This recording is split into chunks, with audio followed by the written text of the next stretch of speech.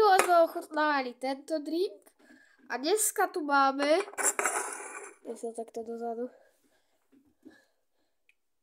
posledné dva. Hej, takže môže ísť na to. Takže začal by som aloe vera originálom. Go! Jaj, doriti, hej. Ja som celý mokrý. Cítim vodu. Dobre. Takto máme otvorené.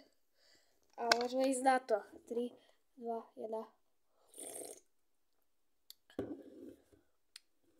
1. Proste nič. Proste ako keby ste vyžmýkali citrónovú šťavu a sparovali ju s vodou. Tak to chutí, takže hej. Ale po prehltnutí tam cítite troška cukrík. Trošilinka. Takže dal by som tiež toľko tomu ako tomu jablku. A máme tu citrón, takže ideme na... Máme ho otvorený. A môžeme ísť na to. Ale pre všetkých je citrón najlepšia prichuť. A neviem, čo to je. Že či... Som zvedavý, že či to presvedčí aj mňa. Tak ideme na to.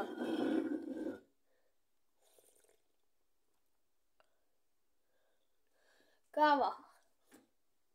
Akože... Je to dobré. Ale... Cítim... Proste... Ako...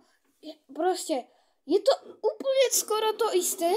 ako originál aloe vera, lenže tu ide cítiť, že je viacej cukor. Hej. Proste kúpte si aloe veru alebo citrón. Keď si kúpite aloe veru, tak tam pridáte tak troška cukru a máte citrón. Keď si kúpite citrón, tak si predstavte menej sladší a máte aloe veru. To chutilo ja takisto. A koľko by som tomu dal, tak bodov?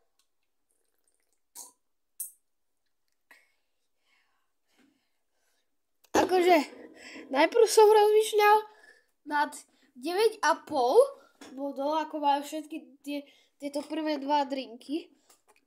Ale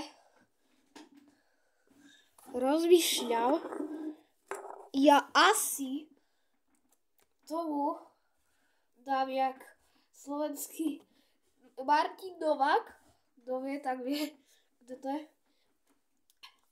5 nožov. Čistých 5 nožov. A to je 10 bodov. Yes. Takže jediný, ktorý má 10 bodov.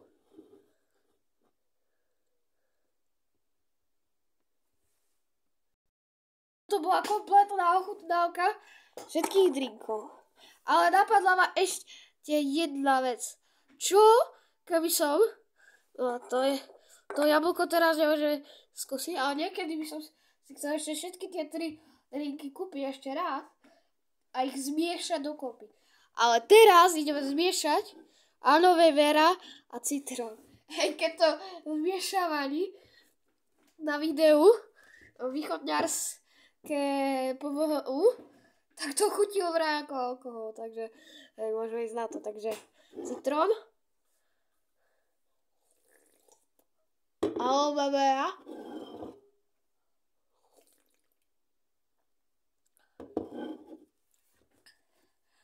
kámo, ja neviem, či to je, ale reálne, to chutí jak citrón.